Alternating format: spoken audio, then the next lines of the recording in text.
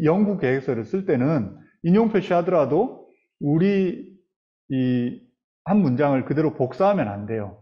제가 지금 복사한 거는 시간이 없기 때문에 한 거고, 이대로 복사하시면 안 되고, 본문을 쓰더라도 혁신성, 진취성, 이거는 표니까 관계없지만 나중에 서론을 쓰더라도, 예를 들어 여기서 서론을 쓰는데 이 논문을 읽어서 서론 부분을 읽는다 쳐봐요.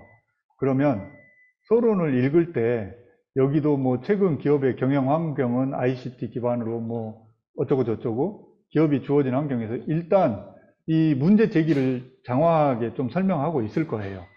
미국 경제학자 슈펜터가 어떻게 얘기했고, 그 다음에 혁신 활동이 어떻고, 그러다가 이제 우리가 얘기하고자 하는 변인 관련해서 기업가 정신 얘기가 나오고 있죠. 그래서 자아라 얘기가 나오고 있고, 코빈, 슬래빈 얘기가 나오고 있고, 그러면 한국 경제에 대해서 얘기 나오고, 급변하는 기업가 정신, 이렇게 러프하게 읽는 거예요. 그러면 여기는 보니까 우선은 서론의 연구 계획서를 작성할 때 서론 부분에 아까 제가 얘기한 문제 제기, 연구 질문, 연구 필요성, 선행연구 흐름 관계, 우리 연구 차별성의 목적을 쓴다고 했을 때 범위 방법까지 이렇게 서론이에요.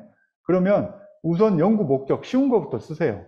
그러면 서론을 쓸 때도 이 논문을 봤더니 항상 논문의 항상 연구 목적은 서론 맨 뒷부분에 있어요. 별도로 이렇게 소제목이 있든 이 부분에 쓰든 간에. 그러면 여기 보면 본 연구의 목적은 기업가 정신과 경영 혁신 활동이 중소기업 경영 성과와 사업 만족도에 어떤 영향을 미치는지 분석하는, 이게 독립변인, 종속변인 관계 매개 조절까지 설명하고 있어요.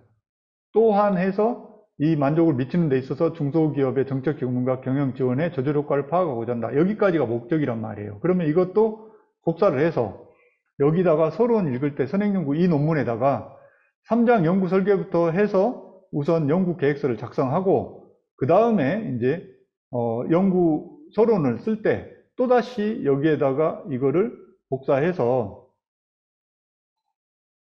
본 연구 목적 한 번 더 읽으면서, 이런 말은 필요가 없잖아요. 그래서 기업가 정신 경영 혁신의 사업 만족도의 영향관계 뭐 분석하는 것이다. 분석 이렇게 한 줄 하고, 또 이런 것도 예를 들어서 이렇게 해서 좀 보기 좋게 개조식이라고 하잖아요. 이렇게 정리를 해 놓는 거예요. 내가 나중에 보고자 하는 소스로 쓰는 거예요. 소스로. 그래서 기업과 정신 경영활동 만족도의 영향 관계에서, 예를 들어 관계에서